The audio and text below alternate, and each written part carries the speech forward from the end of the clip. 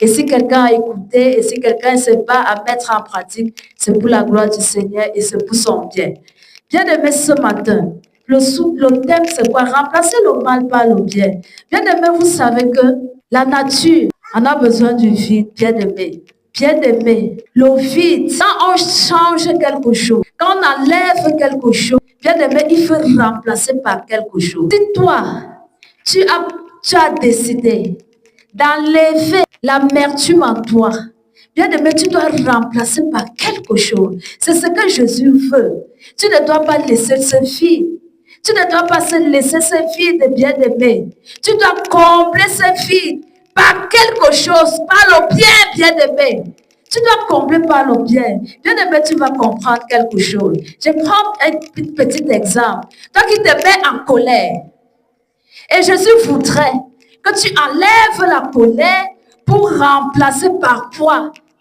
Bien-aimé, tu dois remplacer la colère. Tu dois remplacer par quoi? Par une douceur. La douceur. Pourquoi? Parce que celui qui est en colère s'irrite beaucoup. Il est toujours activé, il est collé, donc il pratique des œuvres très futures. Mais par la douceur, bien-aimé, c'est ça que tu dois remplacer. Ce vide, par cette douceur, tu ne dois pas laisser ce vide en vain. Pourquoi? Parce que ce que tu as enlevé reviendra. On le sait. On le sait, bien aimé. Parce que le diable travaille. Le diable travaille. Le diable ne blague pas. Il rôde et il visite. Quand il va constater ce vide, il va chercher tout moyen pour combler ce vide. Mais quand il reviendra, il trouvera que tu as remplacé par quelque chose de bien, qui est le bien.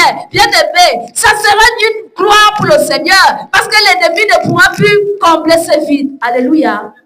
C'est la raison pour laquelle Jésus t'interpelle ce matin de remplacer le mal par le bien. Pourquoi? Parce que le bien bénit. Alléluia. C'est lui qui fait le bien. Le bien bénit, le bien le rachète même souvent. Bien aimé, nous allons un peu voir quelque chose. Je prends l'exemple, toi qui as des paroles malsaines.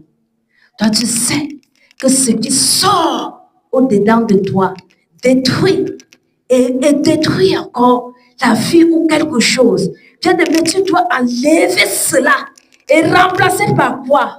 Par des paroles douces, apaisantes. Bien-aimé, très important. Le Seigneur nous interpelle ici à un changement radical. Que le mal devienne le bien. Que le mal devienne le bien. Bien-aimé, en ce matin, Jésus voudrait établir une chose nouvelle en toi. C'est-à-dire que tu deviens cette personne, cette créature qu'il veut bien aimer. Nous ne venons pas dans la maison de Dieu pour séduire quelqu'un, pour plaire autrui, mais nous venons parce que nous avons soif de la parole qui va transformer notre vie, que ce soit notre extérieur et notre intérieur. Et c'est ça que Jésus nous interpelle à chaque moment et à chaque instant, que nous soyons ses enfants obéissants.